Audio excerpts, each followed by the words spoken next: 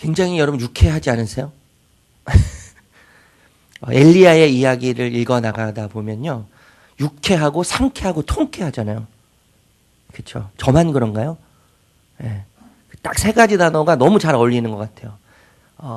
저는 그 어제 이야기, 이제 그저께 이야기 계속 펼쳐지는 이야기를요. 갈멜산 대첩이라고 부르고 싶어요. 갈멜산 대첩. 네.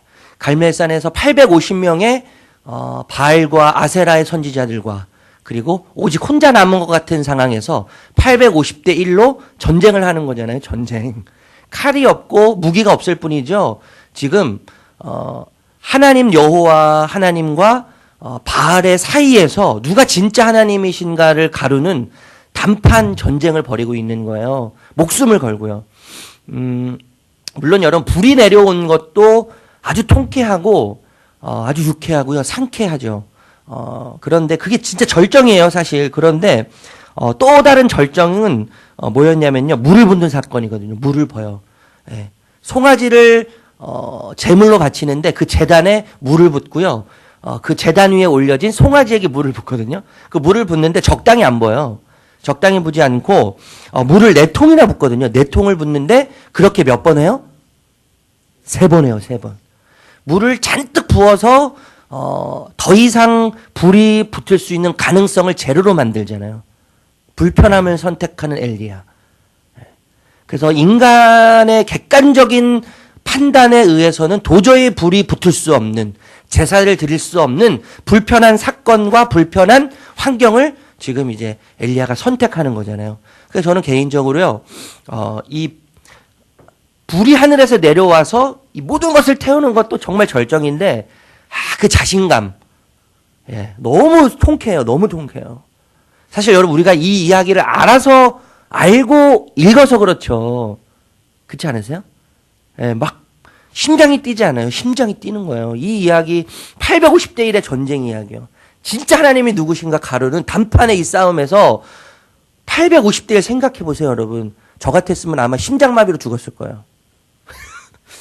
너무 쫄려가지고요. 너무 두려워서 심장마비로 죽었을 것 같은데 얼마나 담대해요, 엘리야가요. 너의 신이 진짜면 하늘에서 불이 내려와서 한번 태워봐라. 에? 아주 당당하고 그리고 난 다음에 자기 차례가 되었을 때 물을 붓는데 4통을 3번이나 이어서 붓는데요. 그 물이 그 도랑을 만들었잖아요. 도랑을요. 도랑을 만들었는데 도랑을 차고 넘쳐서 흘러갔다고 표현하는 거예요. 참. 그런데 그 물을 분 이후에 객관적 조건으로 볼 때는 도저히 불이 붙을 수 없는 상황에서 불이 내려와서 모든 것을 다 태우는 그 진짜 영화 같은 이야기. 저만 혼자 흥분하는 것 같아요. 이게 너무 상쾌해요. 그죠? 하나님의 그 일하심이 너무나 상쾌하고 통쾌하고 너무나 유쾌한 거죠. 여러분, 하나님이 일하시는 때로, 하나님이 일하시는 조건은요, 우리 눈에 가능성이 제로일 때, 우리의 눈이요, 우리의 객관적인 조건, 우리의 눈에 이성적인 판단으로 볼 때, 가능성이 희박할 때, 오히려 하나님의 일하시는 가능성이 더 높아질 때가 너무나 많거든요. 신앙생활은 저는 이런 거라고 생각해요. 불편함을 선택하는 자리가 신앙생활이죠. 그게 믿음의 자리거든요. 내 객관적인 조건을 내려놓고요. 더 확실한 어떤 거, 내 눈에, 내 이성적인 판단의 객관적인 조건에 훨씬 더 적합한 어떤 것들을 내려놓을 때 굉장히 불편하거든요, 그건요. 불편해요. 어려워요. 그런데, 나의 가능성이 제로가 될 때, 나의 가능성이 낮아질 때, 여러분, 하나님의 가능성은 높아질 때가 정말 많아요. 불가능해요. 그런데 하나님은 하시죠. 하나님은 하세요. 그래서 하나님의 그 일하심을 경험하는, 하나님의 가능성을 경험하는 사람들이 한결같이 고백하는 특징이 뭐예요? 하나님이 하셨구나, 이거죠. 하나님이 하셨구나. 하나님이 하셨구나. 야, 이건 진짜 불가능했는데 아무도 이 일은 일어나지 않을 거라고. 이건 불가능하다고. 절대 이거는 될 수 없는 일이라고. 다 그렇게 이야기하는데요. 그 하나님의 개입, 하나님의 가능성. 내가 볼 때는 진짜 이것도 불가능해요. 내가 볼 때도 불가능해요. 내 가능성이 낮아지고 내 판단이 희미해져서 이건 도저히 일어날 수 없지만 그러나 그때 하나님의 가능성은 올라가는 거예요. 하나님의 일하심의 가능성은 점점점 커져가는 것이죠. 여러분 이 갈멜산 대첩을 통해서 여러분 이 엘리야가 참 저는 이게 표현이 잘 안 되거든요. 엘리야가 어떤 마음이 들었겠어요. 850대 1의 이 목숨을 걸고 한 전쟁에서의 승리. 네.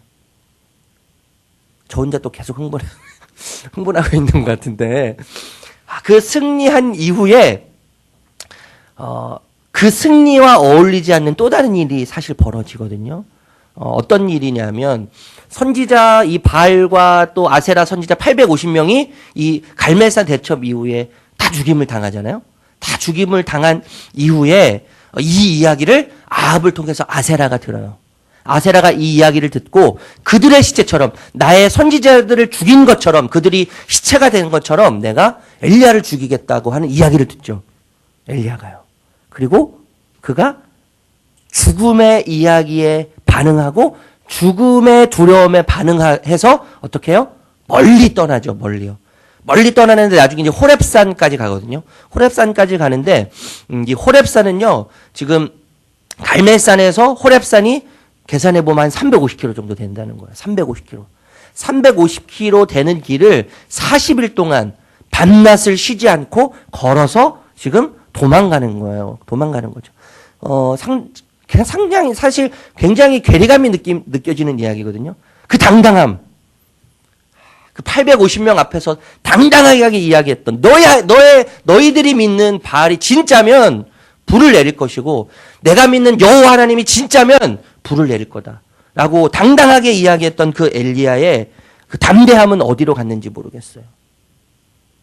근데 저는요, 참 제가 저번에도 말씀드렸지만 바울보다 솔로몬이 더 인간적으로 참 마음이 끌리는 거예요. 더 인간답잖아요. 인간다워. 이 엘리야의 모습도 참 인간다워요. 인간다워요. 좀 전에 금방 그 하나님의 능력을 경험해서 하늘에서 불이 내리는 그 영광을 경험했잖아요. 그 기적을 경험했는데 자신을 죽이겠다고 하는 여자의 이야기를 듣고 물론 왕비였지만 그 이야기를 듣고 두려워서 두려움에 반응하는 엘리야. 그래서 뭐라고 이야기해요, 여러분? 뭐라고 이야기하냐면 4절 읽어볼까요? 4절? 4절 읽어볼게요. 4절 시작. 자기 자신은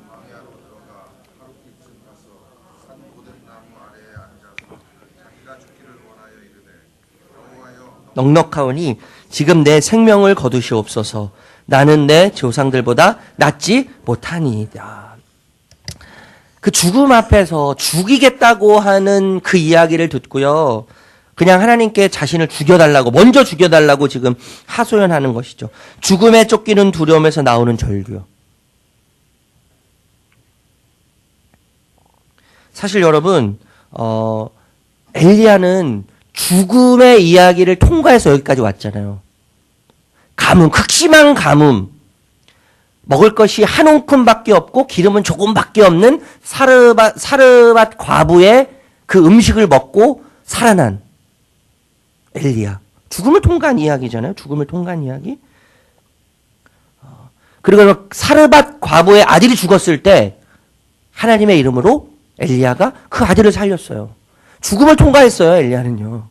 그리고 좀 전에 직전에 어떤 죽음을 통과했어요? 850대 1의 전쟁. 이 전쟁에서 흘러나오는 죽음의 이야기. 그 죽음의 이야기를 이미 통과했거든요. 그런데도 지금 죽음의 이야기에 대해서 두려워하고 있는 거예요. 죽음에 쫓기는 두려움에서 나오는 절규. 하나님, 나는 내 조상들보다 낫지 못합니다. 지금으로 저는 만족하니까 하나님 저를 차라리 데려가 주세요. 데려가 주세요.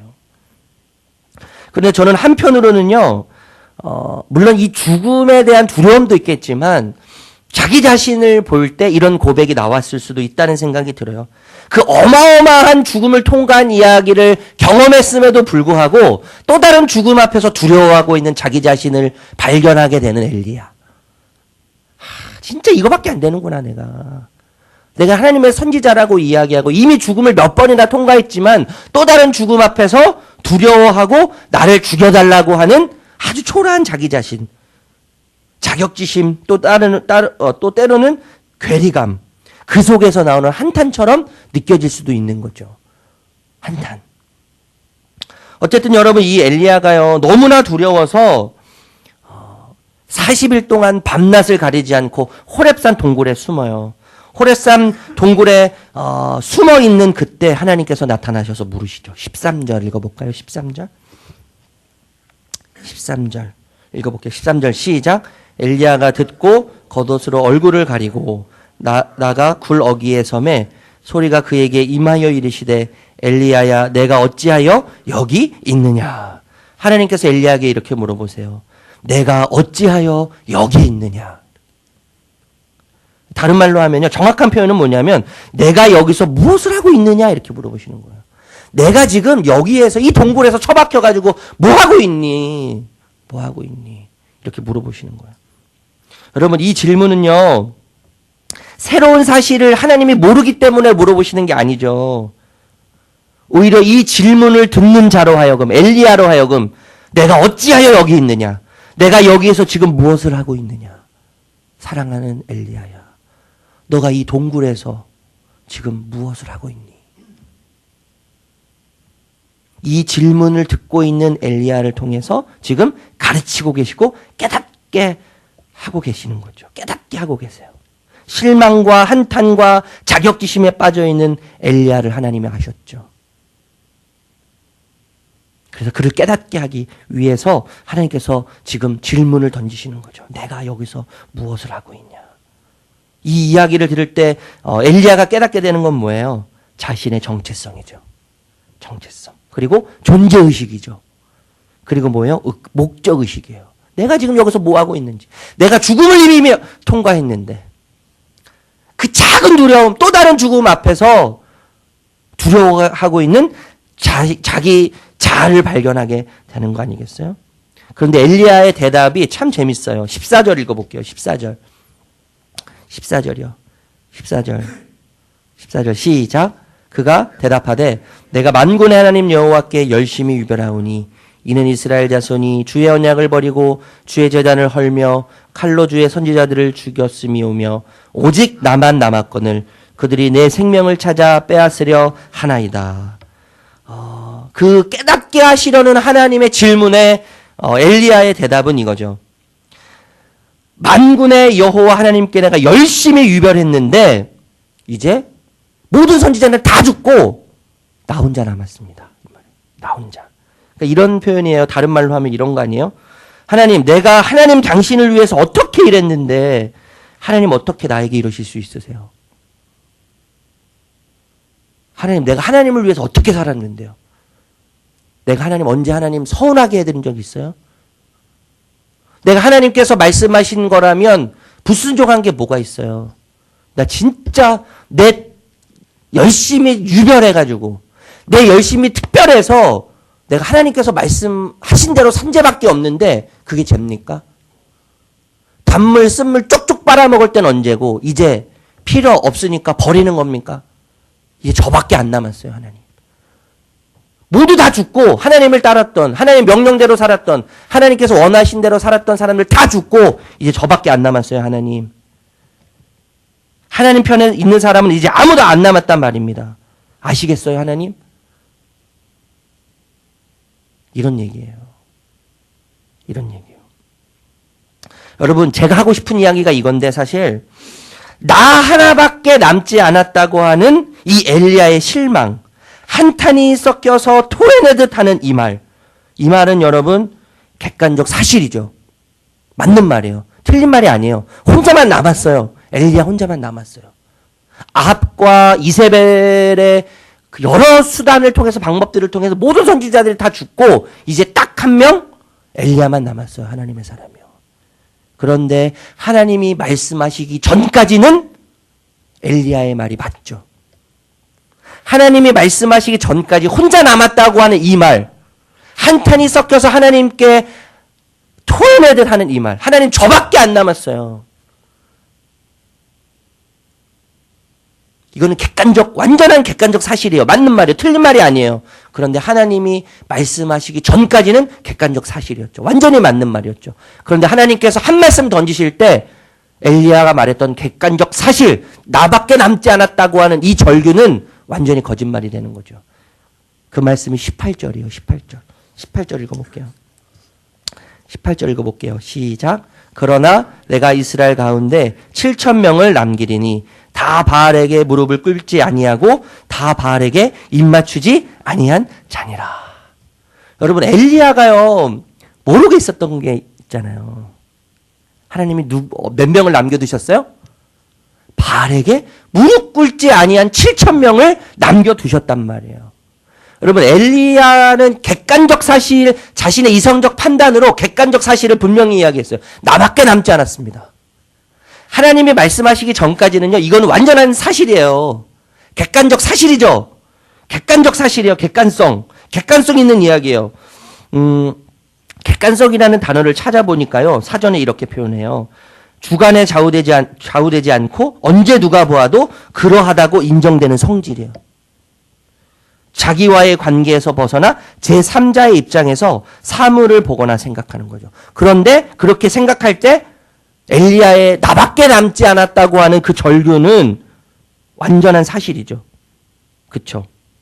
누가 보아도 인정될 수밖에 없는 사실이에요. 그런데 그 객관적 사실은 하나님이 말씀하시기 전까지만 객관적 사실이에요. 하나님께서요, 그 이야기를 듣고 나밖에 남지 않았다고 하는 엘리야의 절규를 듣고 말씀하실 때 너는 모르겠지만 너의 이성적인 객관적 판단에 의해서는 너밖에 남지 않았다고 너는 판단하겠지만 7,000명을 내가 남겨뒀다.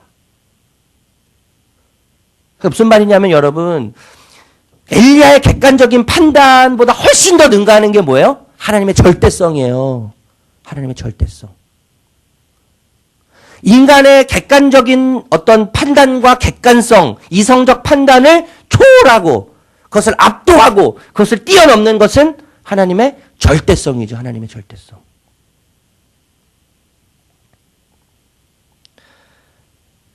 여러분, 우리가 아무리 객관적이어도 이성적 판단의 범위를 넘어서고 또 이 세상의 모든 이치나 이 세상의 모든 질서를 뛰어넘어서 객관적으로 판단하기는 어려워요. 그게 우리의 한계거든요. 한계. 이성적 한계예요. 이성적으로 아무리 판단하고 객관적으로 판단한다고 할지라도 이성을 뛰어넘는 그 어떤 것을 판단할 수 없는 거죠. 우리의 객관성을 뛰어넘어서 우리는 함부로 판단하거나 해석할 수 없는 거예요. 그래서 여러분, 우리의 판단과 우리의 객관성은 굉장히 제한적이에요. 이성적 판단을 넘는 차원을 계산하지 못해요. 그런데 여러분, 우리는 너무나 잘 알고 있는 게 뭐냐면 이 세상을 움직이고 지배하는 힘은 객관적 사실이 아니죠. 그건 하나님의 절대성이에요. 하나님의 절대성. 자기 백성을 향한, 하나님 자신의 백성을 향한 변하지 않는 끈질긴 사랑, 그 절대성. 약속하시고 어떠한 일이 있어도 이루시는 하나님의 신실하심, 이게 하나님의 절대성이죠. 그래서 여러분, 우리가 아무리 객관적이어도 옳다고 판단해도 그렇게 여겨도 하나님의 절대성이 미치지 못해요. 여러분, 믿음은 우리의 객관성을 넘어서, 우리의 판단을 넘어서 하나님의 절대성을 의존하는 것이 믿음이죠. 엘리야가 사실 여러분 이 하나님의 절대성 속에서 살아왔잖아요. 가뭄으로 인해서 먹을 것이 없는 그 상황에서 먹고 죽을 것을 남겨둔 사르밧 과부의 음식을 먹고 마르지 않는 기적을 경험하는 하나님의 절대성. 죽은 사르밧 과부의 아들을 살리는 하나님의 절대성. 850대 1의 말도 안 되는, 여러분 객관적으로 여러분 판단해 보세요. 850대 1의 게임이 되는 이야기예요. 어처구니 없는 사건이죠.